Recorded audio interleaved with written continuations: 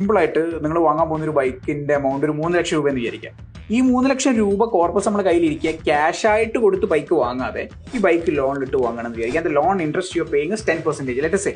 Okay, ഈ 3 ലക്ഷം രൂപയെ പിടിച്ചിട്ടൊരു 12% തരുന്ന ഏതെങ്കിലും ഒരു മ്യൂച്വൽ ഫണ്ടിൽ ഇൻവെസ്റ്റ് ചെയ്യണമെന്ന് വിചാരിക്കുക, which gives you around 1% every month average. Okay, ഈ 3 ലക്ഷം രൂപ തരുന്ന റിട്ടേൺസ് നിങ്ങൾക്ക് EMI ആയിട്ട് പേ ചെയ്യാൻ പറ്റും. ഓക്കെ, അത് നിങ്ങൾ എന്ത് റിട്ടേൺസ് എടുക്കരുത്. അപ്പോൾ അങ്ങനെ ആ റിട്ടേൺസിന് EMI പേ ചെയ്യുകയാണ്. Let's for a tenure of 6 years, 6 വർഷം കഴിഞ്ഞ് നമ്മൾ നോക്കുമ്പോൾ നമ്മുടെ EMI മൊത്തമായി പേ ചെയ്തത് ആരാ?